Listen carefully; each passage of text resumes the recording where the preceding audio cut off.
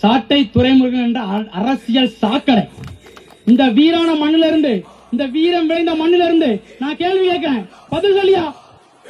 பெரியாரை கையெடுத்ததற்காக எதுக்குறான் அவர்? என்ன தலைவர்? முரண் இல்லாத ஒரு தலைவன் காட்டி பார்ப்போம். முரண் இல்லாத ஒரு தலைவன். உன் அண்ணன் சீமானுக்கு முரண் இல்லையா? தாயின் முளைப்பால் பால் கொடுத்த எந்த தமிழ் மகனும் தமிழில் தான் பெயர் வைப்பான், தமிழ் நிலையத்தில் படிப்பான் என்று கூறிய உங்கள் அண்ணன் பையன் எங்க படிக்கான்? அமெரிக்கன் இன்டர்நேஷனல் ஸ்கூல்ல படிச்சிட்டு இருக்கான். அந்த கல்வி வளாகத்துல தமிழே பேசக்கூடாது. அப்படி ஒரு கல்வி வளாகத்தில் படிக்கணும் அவசியம் என்ன? மாற்றத்தை உருவாக்க வேண்டும் நினைப்பவன் முதலில் மாற வேண்டும், பின்பு தன்னை சார்ந்ததை மாற்ற வேண்டும். அதுக்கடுத்து தமிழகத்தை மாற்ற முடியும். தானே மாறாத போது தமிழக அப்படியே திருத்த நீ உன் அண்ணன் கழிக்கிறான். எங்க போனோம் தமிழக வெற்றிகளை விமர்சிப்பதான் வேலை. எதுக்கு வந்த, ஏன் வந்த அப்படின்னு கேள்வி. உங்க அண்ணன் சொல்லலையா எதுக்கு வந்தாரு? வருமானமா இனமானமா என்று பார்க்கையில் இனமானத்தை விட வருமானம் தேவையில்லை என்று வருமானத்தை உதவிட்டு இனமானத்தை காக்க வந்த என்று அண்ணன் சீமான் எதுக்கு வந்தான்? அவன் எதுக்கு வந்தான்?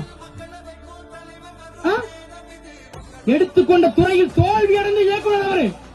அங்கு வருமானம் இல்லாதனால வருமானத்தை ஈட்டுவதற்கு இனமானத்தை அடகி வைத்து வருமானத்தை ஈட்ட அரசியல் என்று களத்திற்கு வந்தார். ஆனா எங்க அண்ணன் அப்படி இல்ல. வருமானத்தை உதவிட்டு தலையில் இருந்த கிடத்தை தரையில் இறக்கி வைத்துவிட்டு மக்களின் தேவையை, அடிப்படை தேவையை, வாழ்வாதாரத்தையும் பொருளாதாரத்தையும் உயர்த்த வேண்டும் என்று ஒரு தலைவன் இந்த தேசத்தில் அவதரிக்கிறார். அவர்தான் நம் வெற்றி தலைவர் தளபதி விஜய்.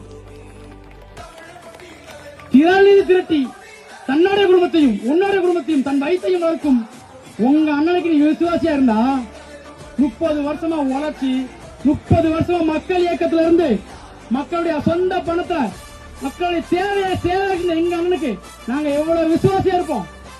கெட்டா பேச அந்த சின்ன பசங்க, கெட்டா பசங்க. அதனால தமிழக வெற்றி கழகத்தின் மீது விமர்சனம் வைப்பதற்கு ஏதாவது காரணத்தை முன்வையுங்கள். நீங்கள் திராவிட முன்னேற்ற கழகத்திற்காக வாங்கிய காசிற்காக கூவ வேண்டும் என்றால் இன்னும் கொஞ்ச நாள் 40 நாள் கூவீர்கள். அதற்கு அடுத்து விவசாயிகளை காப்பாற்றுவதற்கு நாம் தமிழர் கட்சி தேவையில்லை. அடுத்து 2026 விவசாயி சின்னத்தை உங்களால் காப்பாற்ற முடியாது பாருங்க. அடுத்து விவசாயத்தை காப்பாற்றப்படுவது